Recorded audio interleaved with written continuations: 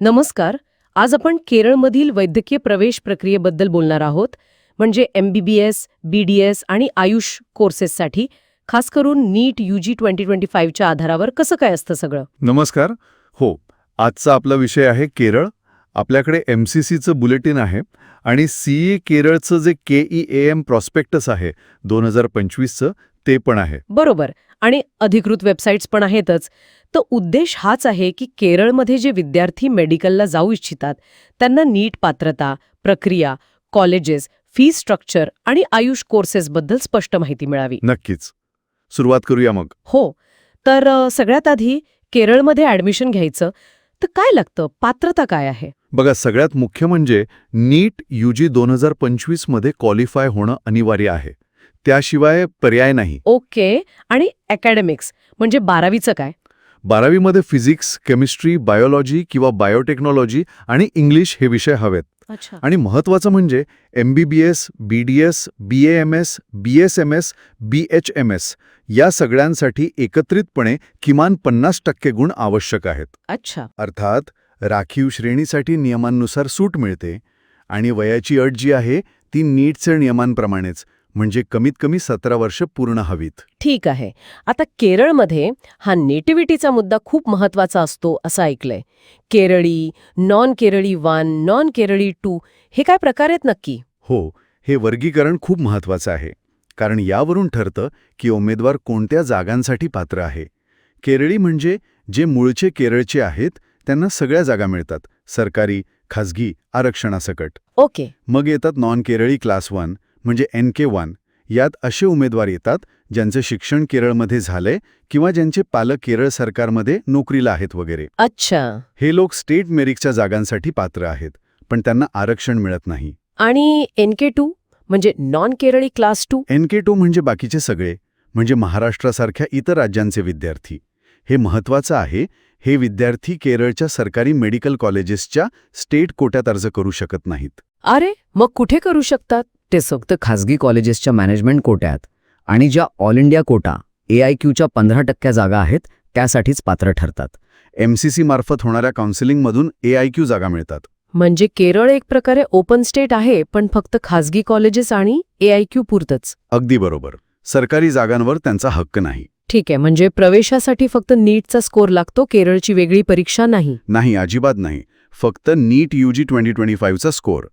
केरळची जी CE संस्था आहे ती या नीट स्कोरच्या आधारावर राज्यासाठी वेगळी मेरिट लिस्ट बनवते. ओके. आणि एक इंटरेस्टिंग गोष्ट आहे आयुर्वेदासाठी BAMS.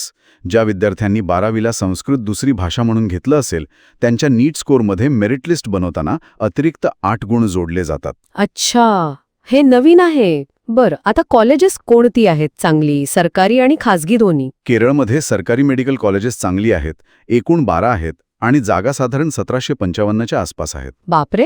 हो, यातली मुख्य म्हणजे government medical college Kozhikode, Calicut, Thiruvananthapuram, Kottayam, TD medical college Alappuzha आणि थ्रिसूर. ही खूप प्रसिद्ध आहेत. आणि खासगी खासगी पण 19 आहेत. KMCT medical college, Pushpagiri institute, अमला इन्स्टिट्यूट, जुबिली मिशन अशी बरीच चांगली नावं आहेत.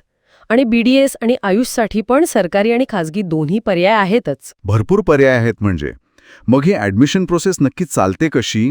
CEE काय करते? ही सगळी प्रक्रिया CEE केरळच करते. त्याला सेंट्रलाइज्ड अलॉटमेंट प्रोसेस म्हणजे CAP म्हणतात. पहिली पायरी म्हणजे CEEच्या वेबसाईटवर ऑनलाईन रजिस्ट्रेशन करणं. ओके.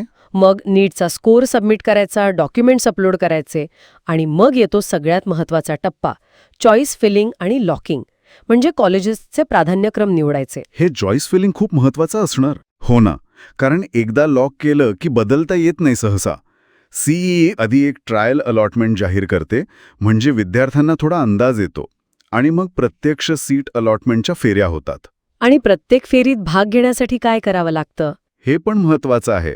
प्रत्येक अलॉटमेंट फेरीत सहभागी व्हायचं असेल तर ऑनलाईन जाऊन ऑप्शन कन्फर्मेशन करावं लागतं, नाहीतर त्या फेरीसाठी तुमचा विचार होत नाही. अच्छा, म्हणजे नुसतं रजिस्ट्रेशन करून झालं नाही? नाही.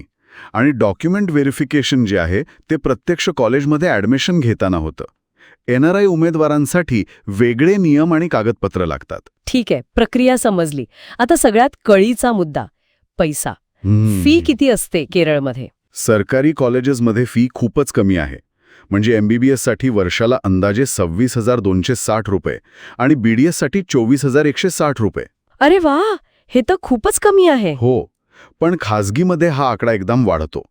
खाजगी MBBS जनरल सीटसाठी वर्षाला साधारण 6.5 लाख ते 7.5 लाखांपर्यंत फी आहे. बापरे, खूप फरक आहे. आणि NRI जागांसाठी तर अजून जास्त, वर्षाला जवळपास 20 लाख रुपये. खाजगी BDSची जनरल सीट पण अंदाजे 3.2 लाख प्रतिवर्ष आहे.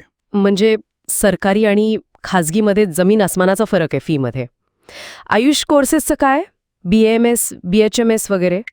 तिथे पण फरक आहे.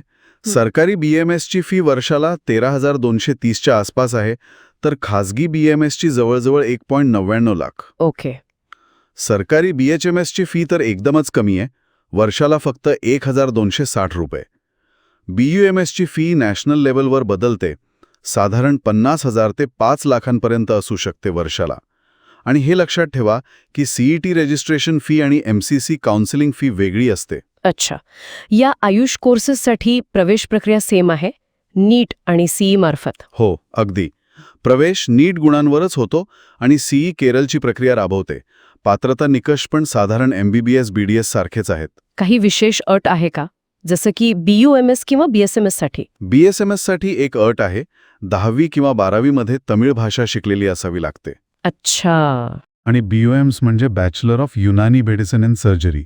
हा 5.5 वर्षांचा कोर्स आहे, इंटर्नशिप धरून, युनानी उपचार पद्धतीवर आधारित. समजलं. म्हणजे एकंदरीत ज्यांना केरळमध्ये मेडिकलला जायचंय त्यांनी CE केरळाची वेबसाईट c.kerala.gov.in सतत तपासत राहणं खूप गरजेचं आहे. अगदी बरोबर. सर्व अपडेट्स, तारखा, नियम सगळं तिथंच मिळतं. आणि प्रॉस्पेक्टस काळजीपूर्वक वाचणं आवश्यक आहे. विशेषतः आरक्षणाचे नियम, SEBC, EWS, SC/ST, दिव्यांग, स्पेशल रिझर्वेशन वगैरे. तर सारांश काय? केरळमध्ये मेडिकल ॲडमिशन पूर्णपणे नीट गुणांवर आधारित आहे. CEE केरळा प्रक्रिया मॅनेज करते आणि पात्रता, नेटिव्हिटी, कॉलेजेस, फी आणि प्रक्रिया समजून घेणं आवश्यक आहे. बरोबर. आणि जाता जाता एक मुद्दा विचार करण्यासारखा आहे. केरळच्या प्रवेश प्रक्रियेत जे विविध आरक्षण कोटा आहेत आणि जर जागा रिकाम्या राहिल्या तर त्यांचं रूपांतरण कसं होतं, कन्व्हर्जन रूल्स, याचा अभ्यास करणं फायद्याचं ठरू शकतं. कारण हे नियम कधीकधी अनपेक्षितपणे प्रवेशाच्या संधींवर परिणाम करतात. त्याची माहिती असणं महत्त्वाचं आहे.